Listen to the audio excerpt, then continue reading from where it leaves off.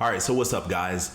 I just wanted to go ahead and get on here, give you guys an update on what I'm doing in terms of a mini cut. You can follow along in cutting that you want to do, weight loss, specifically fat loss. I'm a big advocate of specifying fat loss as opposed to just saying weight loss. Here, we're going to be very specific and talk about fat loss. In this video, it's going to be about protein, why I'm eating it, timing, and a bunch of other things. So let's jump into this.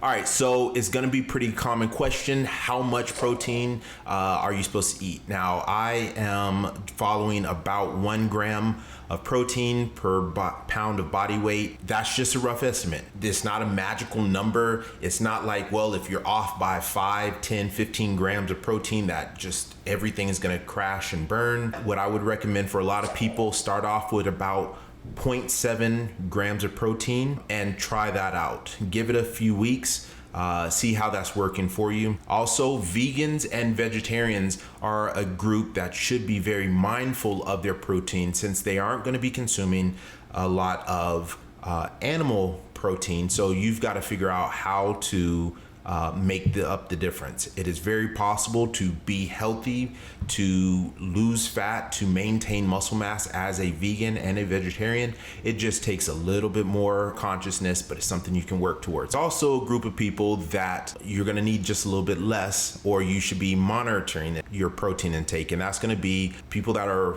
over 25 to 30% body fat, or you're talking closer towards obesity and beyond. And also medical patients, because some conditions, that's something that you'll need to talk with your doctor about. If you do have a medical condition, talk to your primary care physician first before you just start doing things, because you're not going to come and hit me up with some problems. So why am I so focused on protein, especially first? And so just a little insight, when I go into figuring out what I'm going to eat, the very first of the 3 macronutrients, protein, carbs, and fats, the first one that I start to calculate is my protein intake. It is important, and it's not just a muscle building macronutrient. It helps repair lean body mass, all the tissue that's in the body, the brain, neurotransmitters. It helps to make and regulate hormones. It helps bring oxygen to the blood. If you are in the skincare routine and you are not bringing in enough protein, your skincare routine is going to be lacking. Just about any function your body has is going to need protein. Now that we know how much and why I'm doing it, the next question is obviously going to be what types and where am I getting my protein from. I'm a big believer in eating whole foods, especially when it's fat loss. Why? To lose fat, you need to be in a calorie restriction. When you get to that point though, every calorie counts because you only have so much room to play with. Imagine your calories as the suitcase, and all your macronutrients, the carbs, proteins, and fats, those are all the things that you want to take on your trip with you. And you've got to somehow shovel all of those things in to include all your vitamins and minerals, and you need to shove it into this suitcase every single day. You know, they're going to kick you off. All right. That's how I view my meal plan. Is I'm trying to be as efficient as I can. I'm trying to get the biggest bang for my buck. I'm trying to get all of my protein, carbs, and fats, as well as all of my vitamins and minerals. I'm trying to get complete protein sources so that I have all of the essential amino acids. I tend to get my protein sources from whole foods as much as possible. I do take a protein shake. I'll put a link to that and I'll show you that in a minute. But my life revolves around eggs, red meat, chicken, and maybe some fish. I'll do some ground turkey if I want to mix it up. The thing is, I'm eating a variety of protein sources and I'm trying to keep them as whole foods as possible. Now, I know some of you guys cringed a little bit when you heard me say eggs and red meat because you're thinking, oh, my cholesterol must be through the roof, and it's actually not. I had my blood work done and my markers were all really good. And that was while I was on my bulking. So I was eating a lot more of all of those things. So eating whole foods, your cholesterol isn't going to be as bad as you think. Also, the ratio of good cholesterol to bad cholesterol in your eggs and your red meat is not nearly as bad as you think. Here's actually a little surprise, but in red meat, there's actually less cholesterol in 1 ounce of red meat than there is in chicken and ground turkey. Now, the fat content is going to be a little bit higher in red meat, but it's actually pretty high in ground turkey as well. I'd rather just eat some red meat and get the complete protein source along with some vitamins and minerals from it.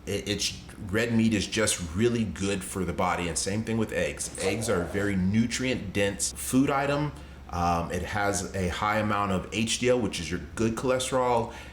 High amounts of HDL helps to regulate and lower your LDL, along with eating other healthy foods and being active. Cholesterol isn't that big of a concern for me through all of those things: proper diet, movement, and sleep, and everything about my life. As promised, this is the protein that I take. I get it from First Form. I really enjoy this supplement. It doesn't have a whole bunch of extra garbage in it. Like some proteins, if you look at the back of them, it'll be like 30 grams of protein, but it'll be a 50-gram scoop. And that's because there's a lot of extra stuff in your protein: sugars, carbs, sweeteners, things like that. Now, some of it, just you're gonna have to deal with it because it is a supplement, but you shouldn't be getting a whole bunch of the sugar and carbs from it, because most people don't need to intake more sugars and carbs. Probably need less. Like I said, I take this one. It's a 20-gram scoop. This one's the vanilla. What I do with this is I just have it for when I make an actual smoothie, throw some fruits in there, some ice. The fruit I'm doing frozen, but you can do fresh. Do it with some soy milk, blend it up, boom, you're good to go. Takes 5-7 minutes. Do 2 scoops in there. So that's a quick 40 grams of protein, and it's easy to drink. The next thing I want to go into is, when do I eat it? I try to evenly disperse my protein through all of my meals. If you've been in the fitness industry for any amount of time, you've probably heard about this anabolic window. It's this time period where after a workout, your body is primed to take in more nutrition. And that is a real thing, but the amount of benefit that you're getting from it is not massive. It's not like if you miss this window, you might as well have not gone to the gym. You will still get the benefits. It just won't be top 1%. If you're not trying to get on stage and compete at a high level of bodybuilding, that anabolic window, you don't need to worry about it. It's something that the supplement company loves to push because it means you're likely to take a protein shake at that time. I take my protein shake usually when it's inconvenient for me to eat some food, or when I've already eaten and I'm like, man, I still am a little bit behind on protein. If I'm going to be doing about 200-ish grams of protein through the day, I just spread them up as evenly as I can. The entire fat loss process does not have to be centered around you being perfect every moment of the day. It requires you to be consistent, though, most of the week, most of the month, and you will actually see some benefits. There is a lot of talk out there about how eating too much protein is either bad or there's no benefit to it. There's literature out there that shows that there are benefits to having a high protein diet. For one, protein is very satiating compared to carbs. So that's one thing that I use the protein for, is trying to stay full for a little bit longer. Another way to stay full is also increase your vegetables and your fiber. If you pair those two things up together, you're gonna stay full longer, which is gonna probably keep you away from snacking quite as much. It'll keep the random hungers and cravings away, and that's one method of dealing with cravings. So another thing that's out there is, to the body, eating protein is an expensive process. It's an energy demanding process. The breakdown and the utilization of protein, the body needs to use energy to go through that entire process, and it's called the thermic effect. It's estimated that the thermic effect, the more protein you eat, the more calories you're gonna burn while eating it. Plus, it's gonna support your lean body mass, which is going to keep your metabolism going at a high rate. And there's even studies that suggest that as long as calories are accounted for, High protein diets will actually cause more of a fat loss in the body than a balanced approach to eating all the macros. So eat some protein. If you got skin problems, eat some protein. If you sleep problems, eat some protein.